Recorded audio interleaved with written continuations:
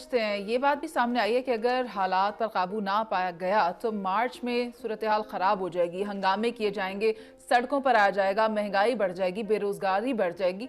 हिंद दोस्तों, मैं मिंदर शर्मा स्वागत करता हूं वन वर्ल्ड हिंदी में। आपका उम्मीद करता हूं आप खुश और स्वस्थ हैं। दोस्तों आइए दिखाते हैं पाक मीडिया की एक और लेटेस्ट डिबेट, जिसमें कैसे डिस्कशन किया जा रहा है कि पाकिस्तान के जो माली हालात है वो उस पर कहीं ना कहीं पाकिस्तान की हुकूमत का कोई ऐसा असर नहीं दिख रहा है कि उसको कुछ सुधार की स्थिति में लाया जा सके। तो आज कैसे पाकिस्तानी मीडिया चिकम चिल्ली मचाने लग गया और बोल रहा है कि पाकिस्तान की सड़कों पर अब तांडव मचेंगे, क्योंकि पाकिस्तान में ऐसी कोई चीज बची ही नहीं है जो पाकिस्तानियों को उपभोग के लिए आसानी से मिल सके, क्योंकि इतने कंटेनर जो पोर्टों पे खड़े हैं उनकी अदायगी के लिए भी पाकिस्तान के पास फंड नहीं है ताकि पाकिस्तान की आवाम को कुछ परोस सके। तो कैसे आज पाकिस्तानी मीडिया भी चिकम चिल्ली मचाने लग गए कि पाकिस्तान का अब आगे आने वाले समय में होगा क्या, हाल क्या होगा, क्योंकि पाकिस्तान के नेताओं ने ऐसा कोई डिसीजन और ऐसा कोई स्टेप उठाया ही नहीं कि पाकिस्तान को बदहाली से निकाल सके। तो इसी प्रकार की चर्चा इस डिबेट में की गई है। तो दोस्तों देखिए डिबेट और कमेंट में अपनी प्रतिक्रिया जरूर दें। लास्ट में आपसे रिक्वेस्ट करूंगा, चैनल पर नए हैं तो चैनल को सबसे पहले सब्सक्राइब करें, लाइक शेयर कमेंट जरूर करें। दोस्तों जय हिंद, वंदे मातरम, भारत माता की जय। दोस्तों इरफान शेख ने उनके सामने सारी सूरत हाल अयां कर दी। उन्होंने ये बताया कि एक्सपोर्टर्स और इंपोर्टर्स स्टेट बैंक की तरफ देख रहे हैं और वो चाहते हैं कि सप्लाई चेन को खोला जाए, क्योंकि मुल्क में बेरोजगारी बढ़ रही है, महंगाई बढ़ रही है। अगर ये हालात ठीक नहीं होते तो मार्च में बहुत शदीद हंगामे हो सकते हैं। जावेद साहब, आप क्या समझते हैं, सूरत हाल ठीक होगी? हालात कहीं बेहतरी की जानिब जा रहे हैं? इसमें एक पॉइंट और भी ऐड कर दें तो आपके बिजनेसमैन जो एक्सपोर्ट वाले हैं, टेक्सटाइल वाले, उन्होंने गवर्नर स्टेट बैंक को तो पता नहीं लेटर लिखा है कि नहीं लिखा, उन्हें यूएस कॉन्सुलेट को भी खत लिखा है। उन्होंने कहा जनाब हम आपसे रिक्वेस्ट करते हैं कि हमारे मुल्क को $2 अरब दे दें ताकि हम उसके बदले में कुछ मशीनरी और चीज़ें करके अपनी फैक्ट्रियाँ तो चलाएं। हालात इस हद तक पहुँचे हुए हैं। दूसरा, वर्ल्ड बैंक ने भी आपको $1.2 बिलियन जो देने थे वो भी रोक दिए 1 साल के लिए। उन्होंने कहा कि पहले अपने हालात दुरुस्त करें। देखिए डायलेमा ये है कि आप फैसले नहीं कर रहे, आप गारंटियाँ चाह रहे हैं। असल मसला ये है, इस हुकूमत का प्रॉब्लम पहले दिन से गारंटियों पे चल रही है, जिसकी वजह से पाकिस्तान मुआशी तौर पे इस नहज पर पहुंचा है। आपने जब हुकूमत में आए 2 महीने लिए फैसले करने में, गारंटियां लेते लेते आपको 2-2.5 महीने गुजर गए। मुल्क का 300-350 अरब लुट गया, लेकिन आपको कोई परवाह नहीं। जब आपको गारंटी मिली आगे चले। अब भी आप गारंटी पर रुक गए, इसलिए आप आईएमएफ की कंडीशंस को बड़े तरीके से चला रहे हैं। वरना आज जो काम आपने नवंबर दिसंबर में करना था, आज आप उसको जनवरी में ले आए, जिसकी वजह से ये नुकसान हो रहा है। आपको ये काम करने पड़ेंगे। जब तक आईएमएफ से आप डील नहीं करेंगे, आपकी माशी सूरत हाल ट्रैक पर नहीं आएगी। कोई भी डोनर आपको पैसे नहीं देगा। आपके रिजर्व जिस तरह गिरते जा रहे हैं, 4 अरब पर आ गए, वो और गिरते जाएंगे। आपको ये फैसला करना है, क्योंकि इस वक्त जो इंडस्ट्रियलिस्ट है वो भी बेचारा रो रहा है। उसको इंपोर्ट बिल में कोई चीज आ नहीं रही, उसके पास सामान आ नहीं रहा, बिजली महंगी से महंगी हो रही है, अभी और महंगी होनी है। मार्कअप रेट, परसों सागडार साहब ने बात की कि 2% बढ़ जाएगा, तो कल जो स्टॉक मार्केट में 1300 पॉइंट गिरे, लोगों के बिलियंस डूब गए। मुबादला 9 साल की कम तरीन सतह पे आ गए। इससे ज्यादा माशी तौर पे आप किस बदहाली पे मुल्क को ले जाना चाहते हैं? सोचने की बात यही है। हमें फिक्र करनी चाहिए सियासी लोगों को। मैं जो पहले बात कर रहा था कि खुदा का वास्ता ईगो से निकले, ख्वाहिशात से निकले, मुल्क और मईशत का सोचे। ये जो लोग रो रहे हैं, पिट रहे हैं, लेटर लिख रहे हैं, इनका सोचें, जिसकी वजह से लोग बेरोजगार हो रहे हैं। जावेद साहब, आपका पॉइंट आ गया है, लेकिन ये सूरत हाल चंद एक माह में पैदा नहीं हुई, इसको काफी अरसा लगा है। पीजे सर, आप क्या कहेंगे कि कौन है जो चाहता है कि मुल्क में इस्तेहकाम ना आए? कोई नहीं चाहता, लेकिन हम मजबूर हैं। और मजबूर क्यों हैं? हमारी इनकॉम्पिटेंसी से। That is where the question lies. ये हमारे एक इंडस्ट्रियलिस्ट हैं इधर, गौहर एजाज, इन्होंने एक लेटर लिखा है वजीर आसिम को। आप उस लेटर को जरा इन डेप्थ जाके पढ़ें, वो बड़ा इंपॉर्टेंट लेटर है। उन्होंने कहा भाई एक्सपोर्ट तुम करोगे, तुम्हें वहां से जर मुबादला आएगा, वरना तुम यहाँ कहां से दोगे?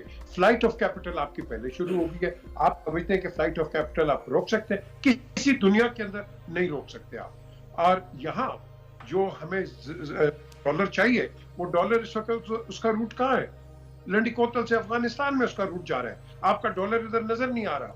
आपके जो ये 300 मिलियन के ये इधर पड़े आइटम्स कराची पोर्ट पे, एलसीज आपकी खुल नहीं रही हैं, इंपोर्ट्स आपने बंद कर दी हैं, बिजनेस आप किसी के साथ कर नहीं रहे हैं, तो you really think you will survive? No. Ease of doing business खोल दो, ये जो रेड टेप लगाई है इसको खोलो, एक्सपोर्ट्स को इनकरेज करो, सब्सिडी लगानी है लगाओ, और डॉलर तो आए ना पाकिस्तान के अंदर भाई। ये कहां से डॉलर आएगा मुझे बता दो? ये को पॉलिटिकल पार्टीज लेके आएंगी? आपके इंडस्ट्रियल जो है, मैं आपको बता देता हूं, मैं नाम नहीं लूंगा, अभी पिछले हफ्ते मेरी किसी से मुलाकात हुई, बहुत बड़ा इंडस्ट्रियलिस्ट है और उसके कंसर्न है पाकिस्तान। वो कहते हैं जी हम अपनी कंसर्न से यहीं से डॉलर में पाउंड में खरीद करके पाकिस्तान भेज देंगे, क्योंकि हमने तो चलाना है अपना काम, वरना हम भी डूब जाएंगे। तो द क्वेश्चन इज कि before it happens you start thinking, और and I totally agree with this former chairman एपमा कि एक्सपोर्ट को तरजीह दो भाई। जब तक तुम ये नहीं दोगे तुम्हारे पास फॉरेन एक्सचेंज पाकिस्तान में नहीं आएगा, और ये आपका डिलेमा है, जहाँ के आपकी गाड़ी, मोटरसाइकिल, गाड़ी हर चीज बंदी हुई है, सबसे बड़ी कंपनियां बंद हो गई हैं। आप जो गाड़ियां चलाते हैं, कल इनके स्पेयर पार्ट नहीं आएंगे, ये गाड़ियां आपकी रोड पे खड़ी हो जाएंगी, क्या करोगे फिर? ठीक है विजय सर, आपका पॉइंट आ गया है। जहां तक बात है गवर्नर स्टेट बैंक की, वो ये कहते हैं कि डॉलर से जो लोग मुनाफा कमा रहे हैं उनके खिलाफ कार्रवाई होगी। नवीद साहब, आप क्या समझते हैं कि सूरत हाल किस तरफ जाएगी? क्योंकि महंगाई और जो मईशत की अब तक सूरत हाल है उसका डायरेक्ट इम्पैक्ट आवाम पर पड़ रहा है। अभी तक तो इस हुकूमत ने जितने भी इकदाम किए हैं मुआशी हवाले से, उनका नतीजा कोई नहीं आया, और उसकी बुनियादी वजह सियासी अदम इस्तेहकाम है। पूरी दुनिया के अंदर एक पैगाम गया हुआ है। आज गवर्नर स्टेट बैंक ने ये कहा है कि 1 हफ्ते का टाइम उन्होंने दिया है, हम 2 हफ्ते देख लेते हैं कि डॉलर आना शुरू हो जाएंगे, अल्लाह के आना शुरू हो जाए। डॉलर कहाँ पर हैं? गौहर इजाज साहब का अपना बयान मौजूद है और दुरुस्त है वो बिल्कुल 100%। उन्होंने कहा पाकिस्तान में बेतहाशा डॉलर है, डॉलर लोगों ने फिर छुपा लिए। यहाँ तो बात पर जो है लोग मुनाफा कमाने के चक्रों में पड़ जाते हैं। तो ये आपको पता है कि इससे पहले खुद बैंक मुलव्वस थे डॉलर के सट्टे में, बैंक खुद मुलव्वस थे। तो एक तो ये इशू आ गया, और इसमें कोई शक नहीं कि IMF की शराइत माने बगैर आगे बढ़ना मुश्किल है। बाकी मालिक उसी वक्त इमदाद करेंगे जब वो आप देखेंगे कि आप अपने इक़्तिसादी ढांचे को दुरुस्त कर रहे हैं। सारे मामला वहाँ रुके हुए हैं, आप पर ट्रस्ट कोई नहीं कर रहा।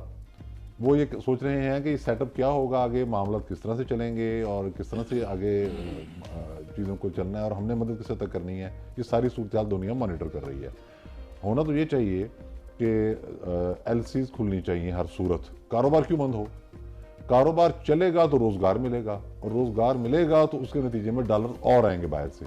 तो इस आगडार का फोकस ये होना चाहिए था कि वो रुपये को गर्दश में लाने के लिए, करेंसी को यानी कि गर्दश में लाने के लिए ऐसे स्टेप लें जिसका कोई ना कोई पॉजिटिव नतीजा सामने आए। हमने देखा है अभी तक ऐसी सूरत हाल सामने नजर नहीं आ रही। लेकिन जहाँ तक ये ताल्लुक है कि पाकिस्तान बहुत बड़े बहरान में चला जाएगा, बहरान तो यहाँ हमेशा ही रहा। 98 में जब हमने 8वीं धमाके किए थे तो उसके बाद यही लग रहा था कि अब शायद हमारा काम खत्म हो जाए, लेकिन देखा उससे भी हम निकल गए।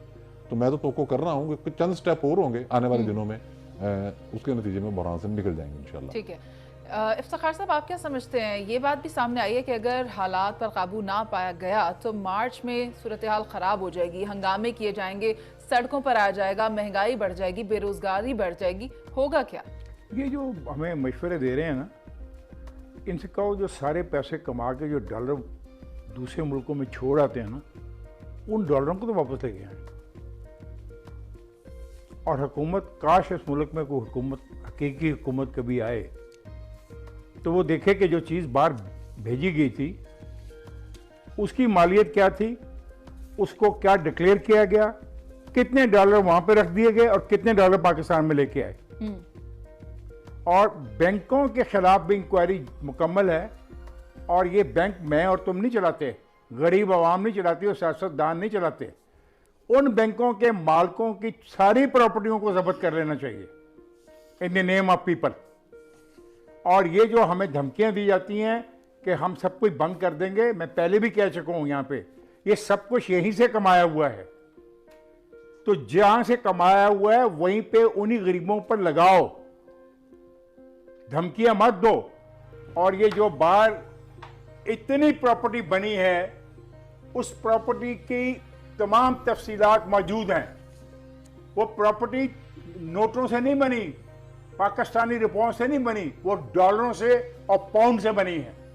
सिर्फ आपको सियासतदानों की 5-6 प्रॉपर्टी दुनिया में नजर आती हैं।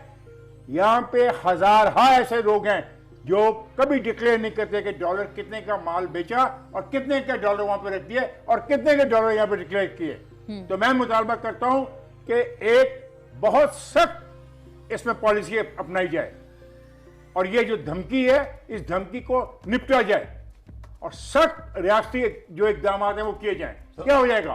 क्या हो जाएगा? ज्यादा बंद कर देंगे, काम कर दें बंद। भूखे तो पहले मर रहे हैं, कमाल कर रहे हैं। यानी हर आदमी कहता है मुझसे मत सवाल करो,